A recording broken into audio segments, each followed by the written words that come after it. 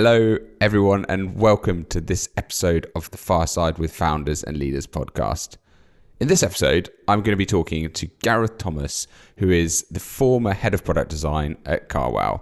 We talk all about Gareth's journey from working in brand design in 2007, all the way through to his sort of leadership role in Carwow, how he worked his way up, starting there as an individual contributor role, working with the founders, gaining some really invaluable experience. We look at the dark arts of leadership, specifically in design, looking at what other people can be doing to help bring people on that journey with them, and looking at what we can be doing as designers to really get that seat at the table. We look at the state of the product design market, how it's perhaps going through a little bit of an identity crisis at the moment, and again, perhaps looking at where it might go moving forward.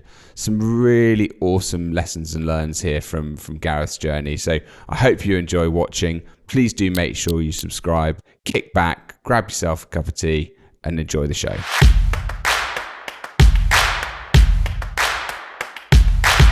So hello, Gareth, and welcome to the podcast. Hi, Rupert. Thanks for having me on.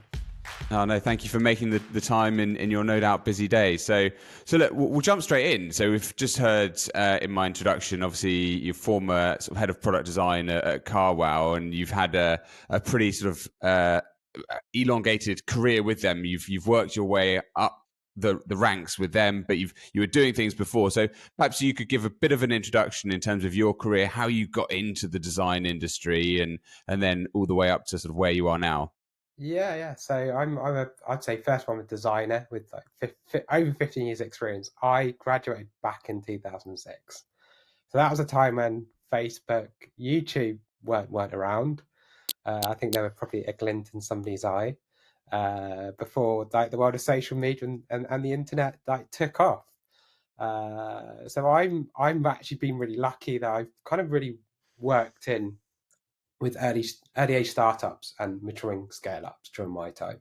So in terms of like early age startups, I've really had an opportunity to partner with founders and small teams and help them sort of facilitate that end-to-end design process and deliver outcomes to launch and sort of grow new products. And on the other side, which we'll probably dip into a bit later, like my time at Carwow was like actually helping that startup mature into a scale up. So that's much more about starting to think about how do we work cross-functionally with engineering, product management. How do we start to think about product life cycles? How do we actually build out a good design team and a good design culture in a company? And how do we actually work with our peers and product folk to basically implement good processes? Because I'm a big believer that design has a few milestones in it, but as we probably dive deep into our conversation sort of later on, I think there's ways that we have to kind of earn our seat at the table along with management engineering. And then a big sort of passion for me really is just developing staff, because that's where I get my biggest kick out really. Just helping other people understand what design is and just excel at it if you're a design professional. But if you're a founder of business or you're working outside of design and you're a peer of myself, I want you to come on that journey with us as we create that work. And obviously design's all about collaboration and the lens of also using communication as well. So I think that's all vital important for me as I've progressed through my career. Nice. And so you started out your career and life more in sort of on the brand side of things, right? Working for a design studio before you then managed to sort of go and work for the guys and girls over at Mr. and Mrs. Smith, which is another great company. So for you, having that, I suppose, that sort of eye for design, do you think that's something that sort of helped you throughout the course of your career, then sort of bringing in the sort of the usability elements of what you do? Yeah, I think definitely. I think just to even take a step back, whilst I was at university, I found out that I was dyslexic. And I kind of then found out why I hated writing and why I hated maths, and maybe why those two things didn't really sort of connect with me. But being creatively minded, but also learning that I could problem solve And that's what design is. It's all about solving problems for people and businesses. Yeah. Whether it's building a brand or whether it's building a digital product, or even maybe thinking about a physical product or a service, or how you're fulfilling somebody's need, basically. So for me, I was working in a small branding studio where predominantly it was luxury retail where we were working. And you kind of get a good, I'd say, foundation basically for what design is. And that's what you're kind of looking for in a junior role, where I could really start to Yeah. learn about brand identity and how you could build out toolkits for companies. And then from that, I was really lucky that I managed to find sort of my next opportunity, which was at Mr. and Mrs. Smith. But they were kind of still a small startup when I joined them. When they originally started, they were publishing guidebooks. So I actually joined them first of all doing old school print and doing marketing. Yeah. And the website was a thing on the side. And at that moment in time, the website was still really a digital guidebook. And it was from the experience of like the nearly 5 years I had with them, where I would probably say I transitioned from being a sort of a brand marketeer into sort of a product designer. And I think that's probably the first term that started to be sort of coined like 10 years ago, especially maybe in the US and in the UK a bit more later than that. But for me, there was something that flip of what's the user experience? How do you build e-commerce for people to find and search and book hotels, and then hopefully come back to you and book again? Yeah. So I got to go on with the journey there because I worked directly with the founders because they're still a small company as well. And I think that's a great experience to have as a designer, to actually work directly with founders. So I'd probably sort of say early on, if Yeah. anybody has that opportunity, just go and do it. What was it about that sort of experience that you think really sort of helped you in terms of your career, so from where you were there to where you are now? I think for designers, I think the brilliant thing is actually having naivety, not knowing what you're doing, Yeah. actually kind of thinking, well, this is an interesting space to work in. I need to work out how to work in this space. And obviously, over that time, because I would say I'm a self-taught sort of product designer. Before I actually really started to know an awful lot about designing websites, I actually had to learn on the job.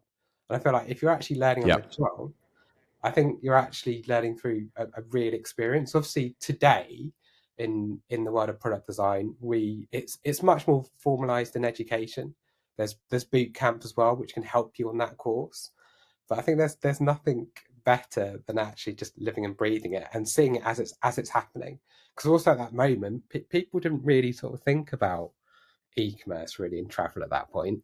It was a very Yeah. sort of new ideas. Like Airbnb hadn't even come out when what Miss Smith has started as well. So I think this is Yeah. probably like a bit more about my age and like where things are.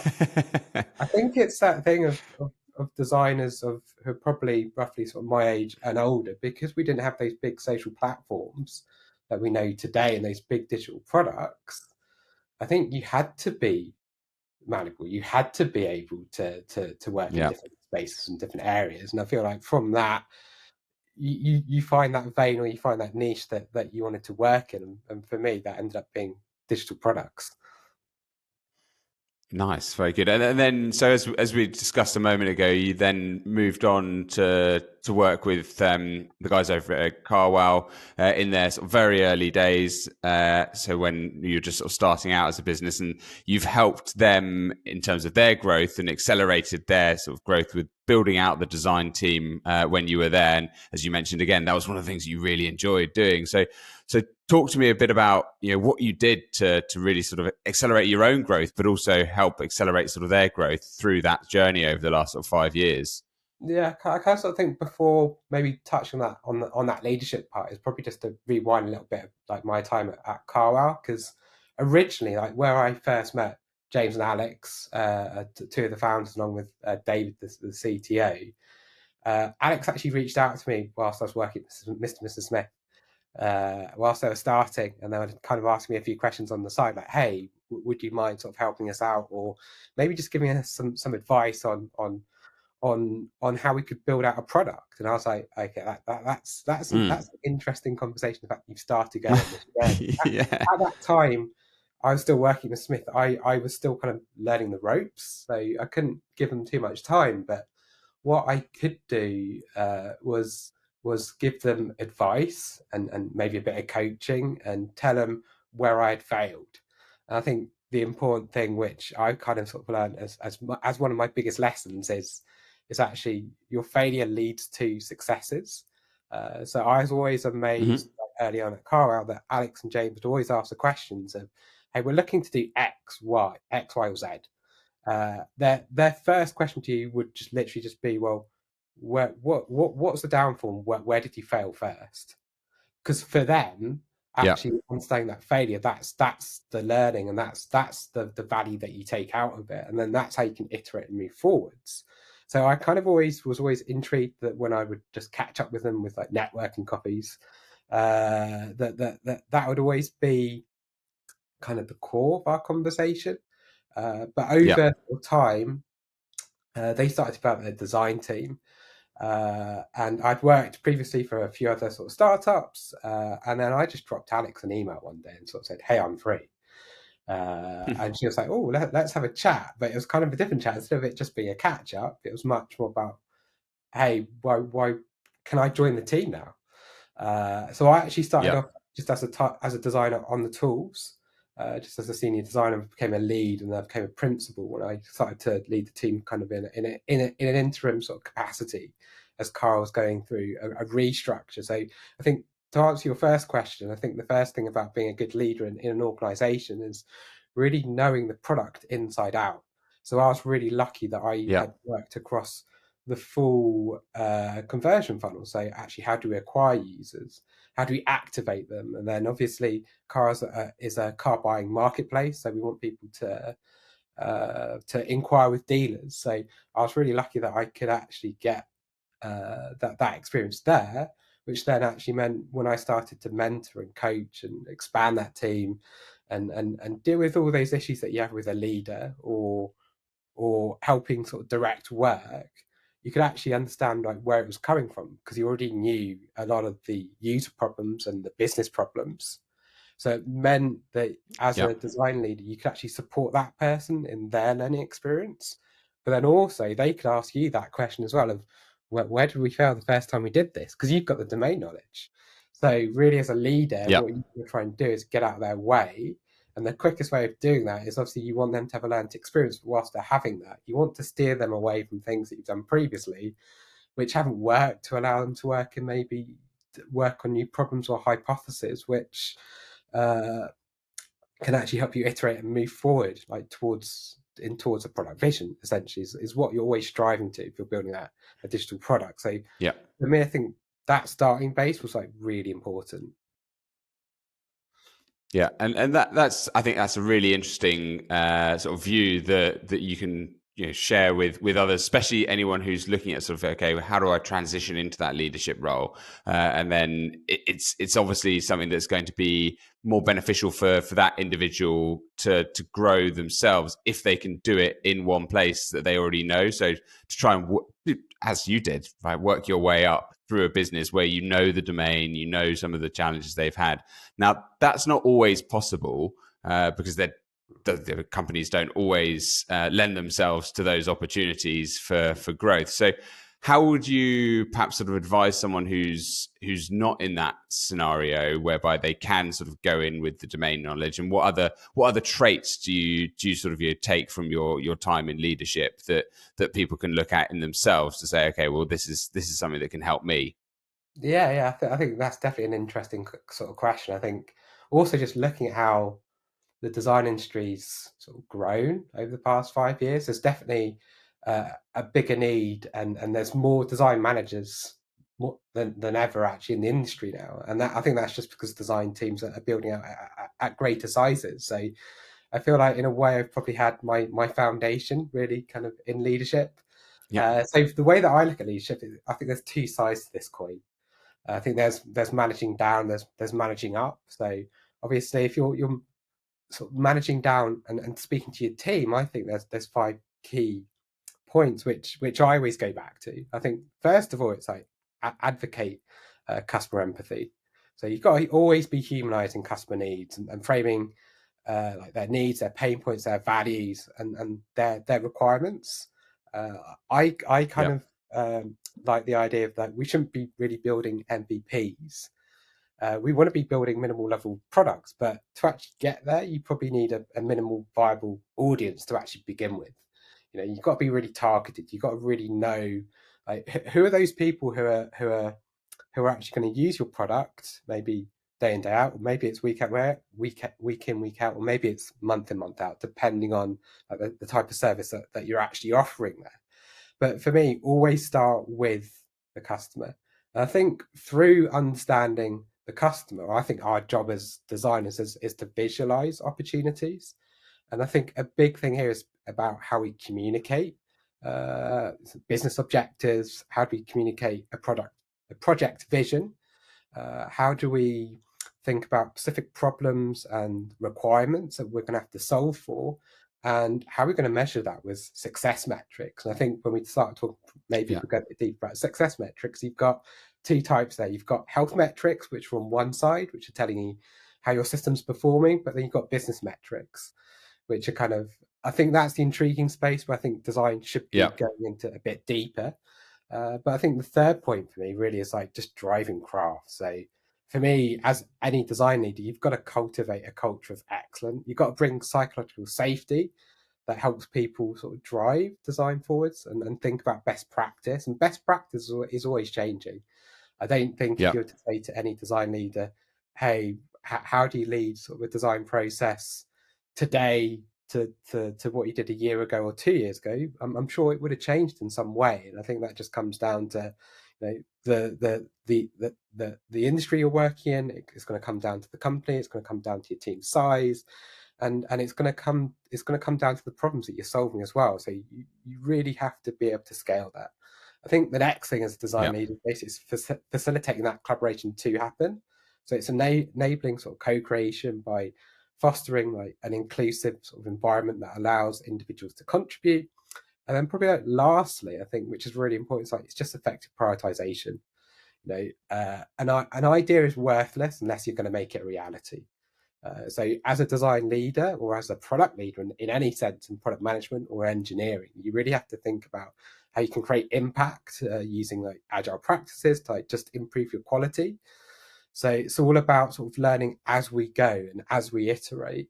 And as you're kind of starting to think about your process, you can start to think about your productivity and your capacity. But I think the important bit there where you talk about productivity, it's not about getting faster and faster and faster and faster. It's about how can we make better and better and better decisions. So sometimes it might mean actually we do need to move a bit quicker on a problem, or sometimes it might be actually we've got time to actually stop and reflect and think. So I think as a leader on that side of leading the team, you've definitely got to think through that. Just on the managing upside, which is kind of the reverse side of that coin, and you have to think about really how you partner with people. So partnering with a CPO or maybe a CTO, kind of which kind of commonplace at the moment. I'm definitely an advocate for chief design officers, VPs of design. I think we need to sort of see more of that in the industry.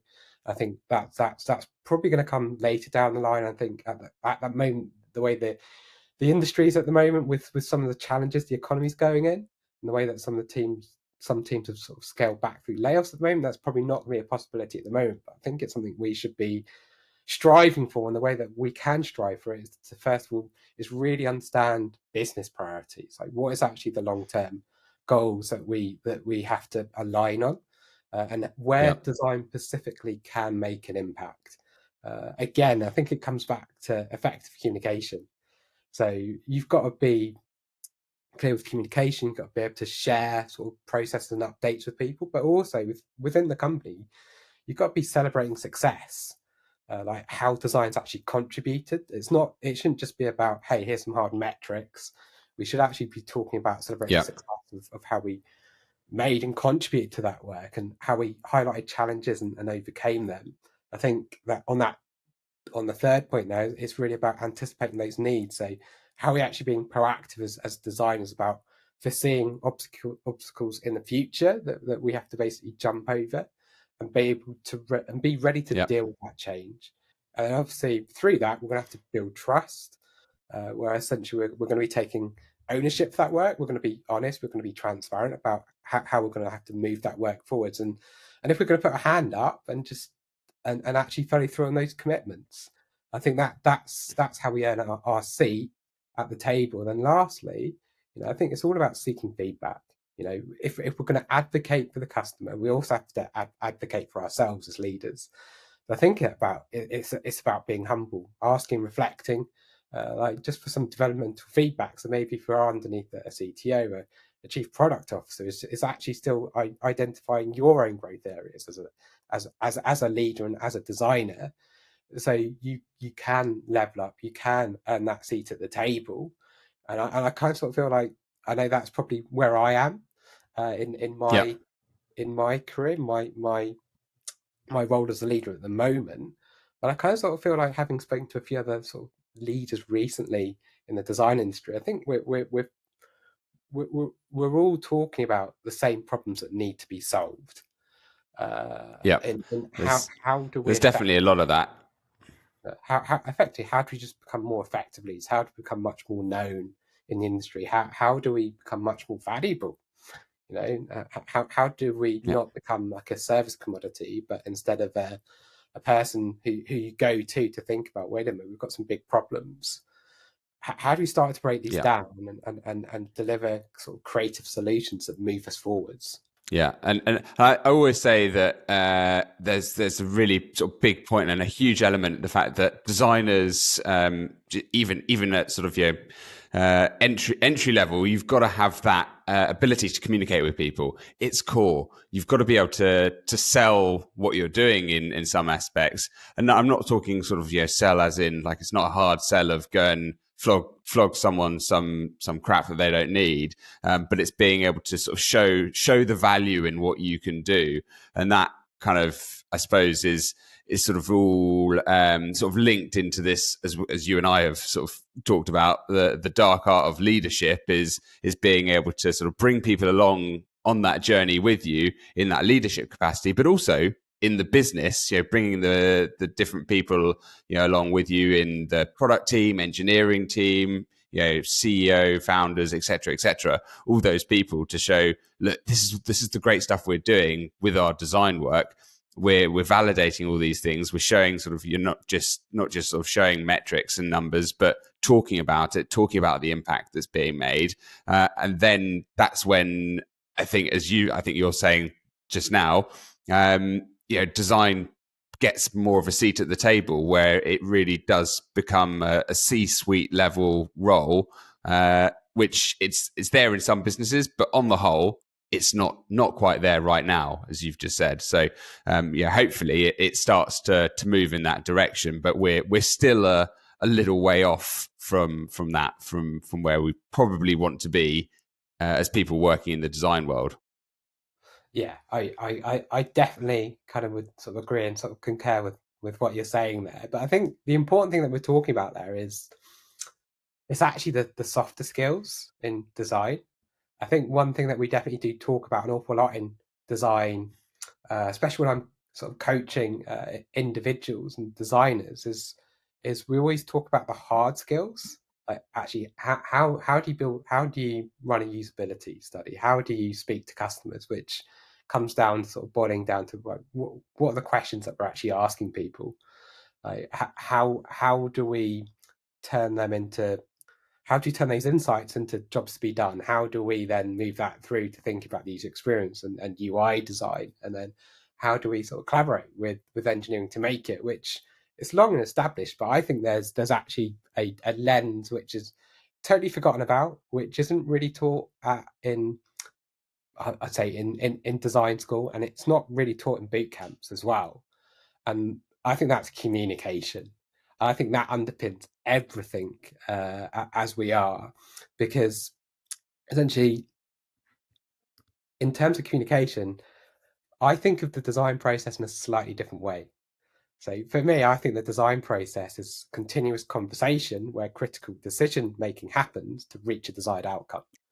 So that kind Yeah. of means for us, like, storytelling is where we need to be. that's the key sort of attribute I think every single designer I probably speak to has to level up in. I think I'm probably still learning it in different ways, but if I was to probably say to one key skill to people starting out today is be really intrigued, go and learn what storytelling, because as human beings, like we use storytelling every single day. Like right now, I've already told you a Yep. story about my career, but Yeah, yeah. That's what we're yeah, doing. yeah, we find like stories in fairy tales. You see it in religious readings and myths and legends. You know, a story is essentially just a message of a story basically delivers a message that we want to share with others. And often there's a meaning or there's a learning there, or essentially you're trying to persuade somebody to come on that journey. So if we actually think of what storytelling is and just break it down into 5 simple steps, the first thing, it's a journey. So it doesn't matter if you think of Lord of the Rings, that is a journey, but also as product designers, we build user experiences. So we're actually experts at thinking about journeys. The Yep. stories always feature an interesting character. So who's our interesting character? It's the customer. Uh, and then that character is always on a mission. So, you know, we're talking about, well, what are their needs? What are their pain points? What is the thing that they have to get done today or tomorrow that we're solving for? And there's always conflict in the story. So what are they trying to overcome? But it might not just be what are they trying to overcome. It could be if you're designing a product, what are you trying to overcome? Because there could be, you know, business operational factors, or there could be technology factors which are kind of constricting your scope, maybe, or maybe challenging you to think creatively. How do you move past that problem to offer a solution? And then the thing that happens in most stories, everybody wants a happy ending.